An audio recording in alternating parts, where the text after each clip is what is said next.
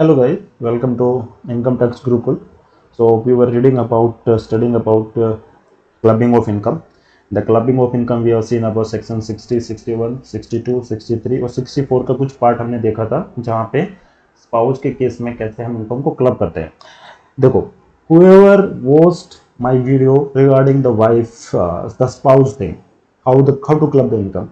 So same thing now we are going to read in this section, is in this video. तो वो बस एक चीज करते हैं, उसमें हम सन्स वाइफ हो जाएगी, स्पाउस को नहीं होगा. Clubbing of income arising to the son wife. अगर सन्स की वाइफ के नाम पे कोई ऐसे ट्रांसफर होता है तो कैसे उसमें क्लबिंग करी जाएगी और कैसे नहीं, वो एक चीज है. ठीक है, तो इसके लिए सेम चीजें मैं आपको बताने वाला हूं.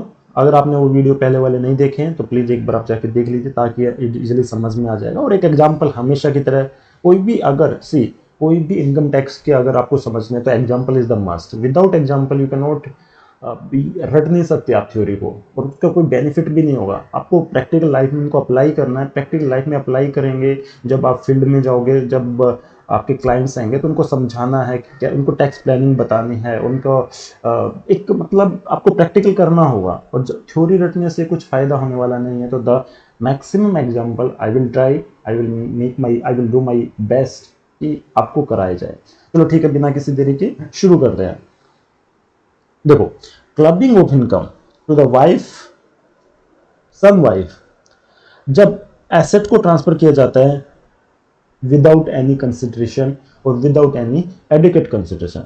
तो जब भी एसेट ट्रांसफर करता है by an individual to his son wife without adequate consideration, तो इनकम को ऐड कर दिया जाएगा ट्रांसफरर के हाथों में. सेम थिंग, पहले एक इंडिविजुअल अपने स्पाउस के नाम पे जैसे ट्रांसफर करता था विदाउट एनी एडिकेट कंसिडरेशन, तो उस इंडिविजुअल के नाम पे इनकम ऐड हो जाती है. तो अगर अभी कोई भी मदर इन लॉ, सास या ससुर, अपने बहू की, अपने बेटे की जो वाइफ है उसके नाम पे अगर ऐसे ट्रांसफर करते हैं तो भी वो इनकम उसके हाथ में क्लब हो जाएगी. और वही बात जो सेम हमने एग्जांपल किया था पिछले वाले केस में भी, अगर एसेट ट्रांसफर किया, जो एसेट ट्रांसफर किया उस ट्रांसफर्ड एसेट को इन्वेस्ट कर दिया गया, उसकी सन की वाइफ ने इन्वेस्ट कर दिया बिजनेस में इन्वेस्ट कर दिया, तो फिर वही जो उस एसेट के जो प्रपोर्शनेट इनकम अराइज होगी वो इंक्लूड कर ली जाएगी total income of the transferor.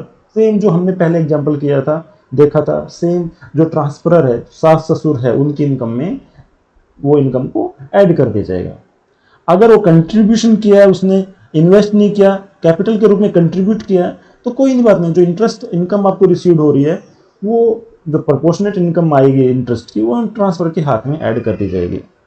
और ये सब इसने बताया है कि कैसे आपको कैलकुलेट करना. हम इन सब थ्योरी को आप एक बार देख लो, लेकिन मेन बात जो है यहाँ पे समझने की बात वही है कि अगर बिना कंसिडरेशन के बेटे की जो वाइफ है उसको ट्रांसफर करते हो और उसकी वाइफ ने क्या किया, फिर उसको बिजनेस में ट्रांसफर कर दिया, तो हम कैसे उसमें क्लबिंग करेंगे उसका एग्जाम्पल हम देखने वाले हैं. अभी एक छोटा सा एग्जाम्पल करेंगे, उससे पहले एक थ्योरी पढ़ लेते हैं. देखो, एक बार थ्योरी पढ़ ली ना और फिर उसके बाद आपने एग्जाम्पल कर लिया ना, तो पूरी चीजें क्लियर हो जाती है. तो देखो, कोई भी इनकम अराइज हो, ऑल इनकम, कौन सी इनकम भाई, all income to any person, same चीज ट्रांसफर किया हमने किसी आदमी को, किसी एनी पर्सन को, कोई भी पर्सन हो, रिलेटेड हो या अनरिलेटेड, कोई मतलब नहीं, या एसोसिएशन ऑफ पर्सन को, या एसोसिएशन ऑफ पर्सन को, जो एसेट ट्रांसफर्ड हुआ विदाउट एडिकेट कंसिडरेशन, और किसी भी पर्सन या एसोसिएशन पर्सन को हमने विदाउट कंसिडरेशन के वैसे ट्रांसफर कर दिया, और कहा उनकी इनकम जो आएगी, एसेट की जो इनकम आएगी, जिस पर्सन को ट्रांसफर किया, एसोसिएशन और ट्रांसफर को, उसको भी इंडिविजुअल के हाथ में ऐड कर दिया जाएगा. अरे मैंने किसी और को ट्रांसफर किया था, मेरा रिलेटेड भी नहीं था, ना मेरी वाइफ थी, ना मेरे बेटे की वाइफ. द सेम थिंग हमने स्पाउस के केस में पढ़ा था, क्योंकि उतनी इनकम को करेंगे क्लब जितनी इनकम उस ट्रांसफर ने, मतलब पर्सन और एओपी जो एसोसिएशन ऑफ पर्सन ने इमीडिएट और deferred benefit of transfer son wife के बेनिफिट के लिए उसने वो किया. चलो, आपको ये समझ में नहीं आया होगा या फिर समझ में आ गया होगा, अच्छी बात है, लेकिन एक एग्जांपल करेंगे तो पूरा आपको अच्छे से समझ में आ जाएगा कि कैसे हम इसको करना है. ठीक है, अब एक एग्जांपल ध्यान से पढ़िए, ध्यान से समझिए, उसके बाद सारी चीजें क्लियर हो जाएंगी. और वाइफ ने जिसने स्पाउस का केस पढ़ लिया ना, तो सन वाइफ में कुछ भी इतना मुश्किल है ही नहीं. देखो, कोई मिसेज कोमल है, ठीक है, उसने ट्रांसफर, ये सारे जो एग्जांपल मैं आपको बता रहा हूँ ये पूरा ICAI के स्टडी मटेरियल से है, वहाँ पे आप जाके उनको देख सकते हो। कोई ऐसे ही मैंने एग्जांपल बना के ऐसे उठा के मुझे दिए, ये एग्जांपल बहुत इंपॉर्टेंट है, आपके काम आएंगे during exam time as well, और जो प्रैक्टिकल का जो मैंने बता दिया वो तो हो ही गया। उसने ट्रांसफर कर दी इमोबल प्रॉपर्टी को, इसको TPS कंपनी एंड लिमिटेड को, इमोबल प्रॉपर्टी। एक कंडीशन दे दी कि जो रेंटल इनकम आएगी उस वो अपनी सन की वाइफ के बेनिफिट के लिए यूटिलाइज करना है। मिसेज कोमल ने एक इमोबल प्रॉपर्टी किसी कंपनी को ट्रांसफर कर दी, किसी कंपनी को बोल दिया और कहा कि जो रेंटल इनकम आएगी जो 42,000 है, 42,000 per annum, see boss this is 42,000 per annum shall be utilized for the benefit of son wife.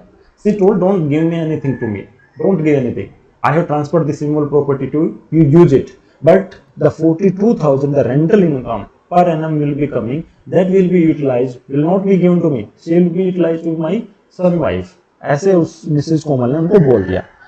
तो कोमल क्या बोलती है, उसने कहा कि जो 42,000 रुपए 42,000 है वो उसकी इनकम में ऐड नहीं करे जाने चाहिए, क्योंकि वो तो प्रॉपर्टी को ओन ही नहीं करती, वो तो प्रॉपर्टी की मालिक ही नहीं है। तो प्रॉपर्टी की मालिक ही नहीं है तो उसकी इनकम मेरे नाम पे क्यों आ रही है, मतलब मिसेज कोमल के नाम पे, why it is to be added.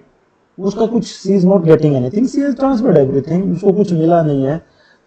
तब बताइए ये रीजन जो उसने दिए वो मिसेज कोमल के वैलिड है कि नहीं है। एक एग्जांपल, ये केस स्टडी है, उसमें इस केस स्टडी में आपको बताना कि ऐसे ऐसे हो गया। उसने कहा कि क्लेम किया कि ये this income should not be added. देखो क्लबिंग प्रोविजन है 64(1) के अट्रैक्ट होते हैं इस केस में, क्योंकि ये एक तो पहली बात तो बिना किसी एडुकेट कंसिडरेशन के ट्रांसफर किए गए हैं। दूसरी बात, the person to extend income का जो इमीडिएट और डेफर्ड बेनिफिट है वो अपनी वाइफ, सन बेटे की वाइफ को, उसने सन वाइफ को बोल दिया। तो इस केस में जो कि हमने प्रोविजन पढ़े थे, तो income will be the transferor individual के नाम पे इनकम को ऐड करेंगे। तो जो इनकम है 42,000 meant for the benefit of daughter-in-law is chargeable in the hand of transfer, यानी कि मिसेज कोमल के हाथ में ही ट्रांसफर होंगे। और यहाँ पे जो मिसेज कोमल की जो कंटेंशन है वो वैलिड नहीं है, वो गलत बोल रही है। एज पर प्रोविजंस वो उसके नाम पे ही आएंगे, क्योंकि उसका फाइनली बेनिफिट उसके बेटे को ही, उसकी जो डॉटर इन लॉ है उसको मिल रहा है। ठीक है, अब हम एक छोटा सा एक नोट इसमें ऐड कर देते हैं कि क्लबिंग प्रोविजन को अटैक करने के लिए transfer should be without adequate consideration. अगर वो एडुकेट कंसिडरेशन के साथ है तो क्लबिंग के प्रोविजन ही अट्रैक्ट नहीं होंगे। इस केस में ये प्रिज्यूम किया गया है कि ट्रांसफर इस बिना किसी एडुकेट कंसिडरेशन की है, सो क्लबिंग के प्रोविजन अट्रैक्ट होंगे। इसके साथ है ना 56(2)(10) इनकम फ्रॉम जो अदर सोर्सेज है वो भी आ जाएंगे इसके हाथ में, TPS एंड कंपनी, क्योंकि she is not related, company is not relative, she is not come into the definition of relative what has been given in section 56(2) subsection 10। तो जो वो भी, क्योंकि अगर कंडीशन सेट है वो कंडीशन देखनी पड़ेगी, वो स्पेसिफाइड कंडीशन उस सेक्शन में मेंशन वो सेटिस्फाई हो तो वो भी प्रोविजन अट्रैक्ट होंगे। ठीक है, if it is presume that ये अगर ट्रांसफर एडुकेट कंसिडरेशन के हैं तो भाई कौन से भी प्रोविजन अट्रैक्ट होंगे नहीं, क्योंकि आपने कंसिडरेशन ले लिया, पैसे ले लिए, तो फिर बाद में उसका कोई भी प्रोविजन आने का मतलब, तो जब दिक्कत तभी होती है जब ट्रांसफर कर दिया आपने बिना कंसिडरेशन के या फिर लेस कंसिडरेशन के। तो दोस्तों इस लेक्चर में इतना ही। अगर आपको यहाँ पे कुछ समझ में नहीं आया तो please don't hesitate, mention in the whatever your query, mention in the comment section. Please do subscribe, press the bell icon so that you will receive the notification whenever I will post the new video. तब तक के लिए अपना ध्यान रखिए, good bye.